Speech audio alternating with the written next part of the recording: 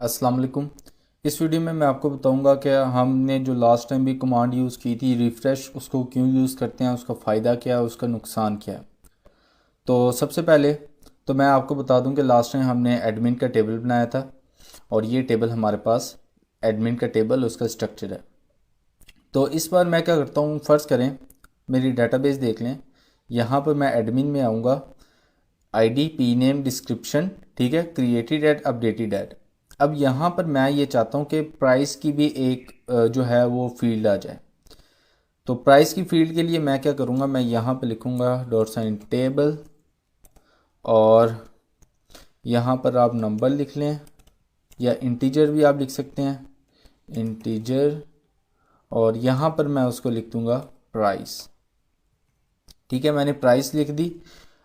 अब ये जो प्राइस है यहाँ अच्छा, यहाँ पर एक और फंक्शन भी यूज़ होता है डिफ़ॉल्ट का, अगर आपको पता हो तो वो फंक्शन चले हम बाद में फिर यूज़ करेंगे वो क्या काम करता है। तो यहाँ पर मैंने प्राइस लिख दी। अब देखें मुझे माइग्रेशन करनी है तो यहाँ पर प्राइस अब फिर ही आएगी ना। अगर मैं लिखूँगा PHP आर्टिसन माइग्रेट, अभी मैं आपको लिख कर दिखाता हूँ। यहाँ पर आए टर्मिनल पर, यहाँ पर लिखें PHP आर्टिसन माइग्रेट, ठीक है।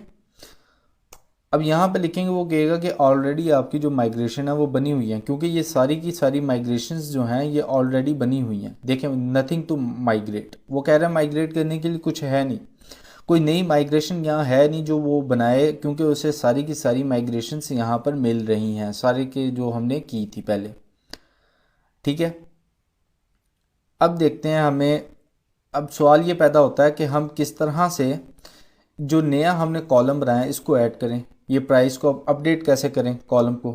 अब रिफ्रेश का जो नुकसान है वो मैं आपको बताता हूँ क्या है। फॉर एग्ज़ाम्पल मैं यहाँ पर आता हूँ एडमिन में और एक कोई भी डाटा एंटर कर देता हूँ, डमी डाटा आप एंटर कर लें, ठीक है।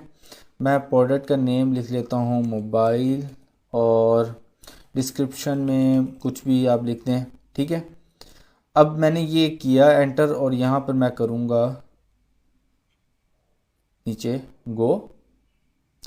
तो अब टेबल पर जाते हैं तो यहाँ पर देखें कि डिस्क्रिप्शन में आ गया और पी नेम आ गया मोबाइल, ठीक है। डिस्क्रिप्शन में मेरा वो डाटा एंटर हो गया।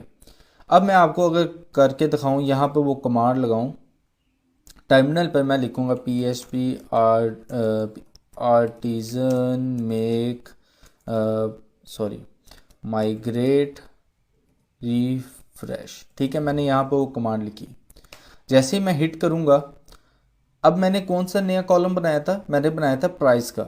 अभी आप देखिएगा कि मेरे प्राइस का कॉलम आ जाएगा लेकिन मेरा डाटा रिमूव हो जाएगा। मैं एडमिन पर जाऊंगा तो देखें मेरे पास डाटा ख़त्म हो गया और प्राइस का कॉलम उसने ऐड कर दिया। लेकिन फॉर एग्ज़ाम्पल आपके पास 500, 1000, 1500 या लाखों की तादाद में अगर आपके कस्टमर्स हैं, उनका डाटा आपके पास पड़ा हुआ और वो इस तरह से वाइप हो जाए, इस तरह से रिमूव हो जाए, तो ये तो फिर आपको तो टेंशन पड़ जाएगी कि मेरा डाटा कहाँ गया।